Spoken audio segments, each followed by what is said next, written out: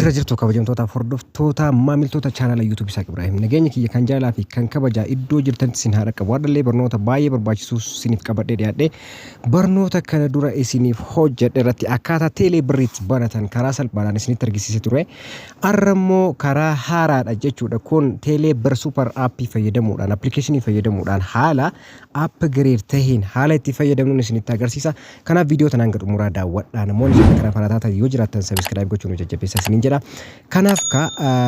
calqaba ka wanni sin gootan maalidha teelee birrii professional ta'e banachuudhaaf application isin barbaachisa application kun yeroo amma Itoophiyaa keessatti baay'ee tokko kan barbaadamu application super app teelee bir kan jedhamu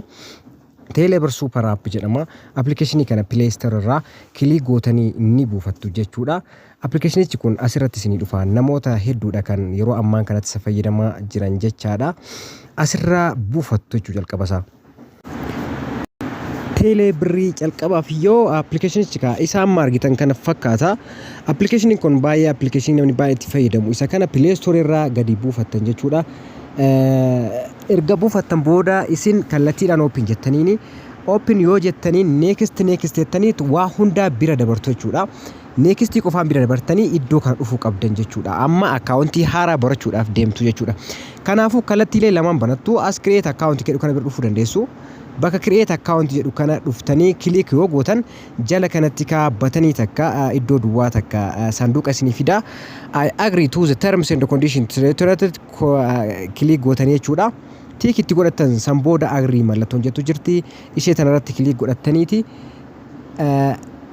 gara fuulduraatti deemtan jechuudha amma waa lama isinii fida as biratti create account ka jedhuu fi self create account ka jedhu inni jalqabaa kun Ethio Telecom will auto fill your profile isa jalqabaa kana irratti jechuudha Ethio Telecom mataan isaa jechuudha profile keessan simiin keessan dura teeletti galmaa'ee waan jiruuf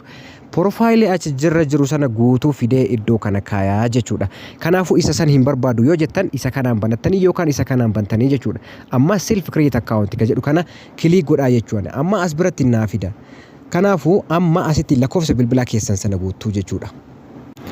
kanaafuu as biratti lakkoofsa keessan galchitu jechuudha lakkoofsa keessan san baafattaniiti asitti galchitu jechuudha kanaafuu amma asitti galchaa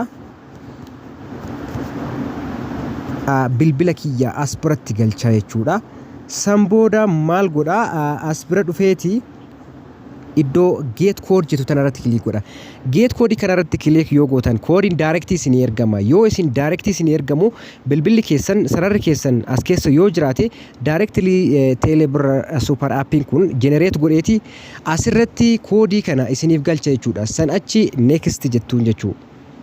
kuno ofii isaatii generate godhee naaf galcha jira jechuudha ofii isaatii isiniif galcha yoo sararri sun as keessa hin jiraanne ta'e immoo sarara sana irratti dhufa bilbila sana of cinaadhaa qabaachuu qabdu jechuudha achi booda next isin fidaa jechuun next gootanii gara step ittaanutti dabartan amma fuulli ittaanu isa kana fakkaata fuulli kun amma ka as biratti akkuma argitan ID information waa'ee ID keessaniitiin kan dubbatu jechuudha kanaafuu please choose jedha as biratti inni filattan choose wanni isin gootan maali gosa ID keessanii waraqaan eenyummaa sun keessan sun maali kan jedhu driving license jira passport jira employee ID qabale ID fi student ID kan jiru kanaafuu eeyyama konkolaachisummaa passportii waraqaa eenyummaa kan hojjetaa fi qabalee ID fi student ID dha kan ta'u kanaafuu isin tokko filattanii kan qabdan passport illee qabaattanii ta'a kanaafuu qabalee ID dha irra hedduun nama kan qabu isa filattan jechuudha erga isa filattan as biratti ID keessan san koodii isaa yookiin immoo lakkoofsa galmee isaa galchitanii galmee isaa ID keessan irra jiru san galchitanii fakkeenyaaf amma 163 muraa 2015 haa galchummee fakkeenyaaf isinitti argisiisuudhaaf jechuudha ni galcha san booda as biratti immoo wanni murteessan tokko jira kuno amma ka asitti click to upload ID card front amma asitti waa sadii isinii fida inni kun suuraa ID keessan yookiin waraqaa eenyummaa fuuldura isaa kun immoo dudduuba isaa kun immoo customer personal photo kan customerii kan maamila sanii photo isaati jechuudha sadiin inni galchitanii jalqaba ID keessan suuraa ni kaafattanii galarii keessan keessa akkasini taa'u achi booda upload godhattanii yookaan immoo direct kaastu jechuudha amma as bira tuqaanii gara galarii kiyyaatti na fudhata galarii bira deemee achi bira fudhadha choose from gallery ka jedhu click yoo godhe gara galariitti na dabarsaa jechuudha Gaalarii keessa seeneeti fuula isaa jechuudha peejii isa jalqabaa san jechuu fuula isaa kilik godhee ID kiyya fidaa achi booda gubbaa kana marattoon raayitiidha jirti ishee tanarratti kilik godhadha gara fuulduraatti na dabarsaa isteeppii itti aanutti na dabarsaa jechuudha amma immoo dudduuba isaa jechuudha ID yookiin waraqaa eenyummaa keessan dudduuba isaa suuraa kaastuu isallee asuma keessaa fudhattuu anas keessaa waan qabuuf jechuudha waan baay'ee nama dhibu miti ammallee salleetettanii as biratti immoo suuraa isin gaafata suuraa kana choose from gallery jettanii jechaadha achi booda kilik irra gootanii san booda akkanuma gadisittanii ammallee suuraa keessan barbaaddanii jechuudha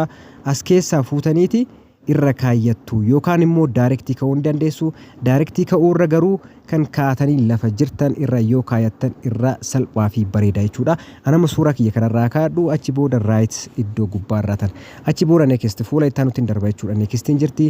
amma aazar infoormeeshiniidhaas bira kan jiru aazar infoormeeshiniiwwan biraa first name middle name last name maqaa jalqabaa maqaa keessan maqaa abbaa keessanii fi maqaa akaakayyuu keessanii asii galchitan nama maqaa kiyyaa galchuu Isaaq Ibrahim Ibrahim Aman jedhee kunoo galchee jira seera isaa guuttanii galchitan achi booda yoo kana guuttan maal isin filachiisaa ammoo saala isin filachiisaas bira jandariin jira jandarii keessan ni guuttanii anama meel jedheeni jira isin immoo kan saala keessan isa sirrii sana dondongoreen guuttan jechuudha kanaafuu iddoo dhalootaa choose gootanii as biratti kilik gootanii ni bara dhalootaa keessan kunoo barrisaa jira guyyaan jira ni filattuu jechuudha achi booda konfirmettaniini erga guyyaa guuttan riijinii guuttanii naannoo keessan anamma oromiyaa guutaa riijinii keessan iddoo jirtan racaalaan keessan oromiyaadha kan asirraa hordoftan natti fakkaata san booda aanaa keessan magaalaa godina isin filachiisaa arsii godhee jira achi booda qabalee isin filachiisa waradaan jiraas bira waradaa keessan barbaaddanii asitti guuttuu steeppiidhaan tokkoyyuu otoo biran dabarin amma qabalee guuttanii qabalee keessanitti barreessitanii waan nama dhibuun qabu jechuudha achi booda isa bira gadi dabartanii immoo maaltu jira home numberii guuttanii 00 gochuu dandeessanii kana rakkina wayituun qabu achi booda nationality Itoophiyaa filattan Itoophiyaa nationalitiin jira Itoophiyaa filattanii achi booda jalatti invitation code jira invitation code kan mataa keessanii galfattan jechuudha anama 1230 haa jedhuun calliseetuma 1230 achi booda umarratti neekistiin tun jirti neekistii tanarratti kilik godhadhaa jecha gara steepii taanutti suduudhaan isin dabarsaa obsaan eegdanii jechuudha waan baay'ee isin tursiisu miti gara steepii taanutti dabartu jechuudha kanaaf kun amma akkaawuntiin keessan dhibbaan dhibbatti successful ta'e isin banameeti jira as biratti raayitii isiniif godhaa san booda ergamuusaa banamuusaa isinitti himaa achi booda teekstiin isin naqaa isiniin jedha erga banattan booda paaswordii kireet gootanii haala itti fayyadamtan guutuu isaa isiniif qabadhee dhiyaadhaa kanarraaf jenne kanuma horaa bulaa deebanaa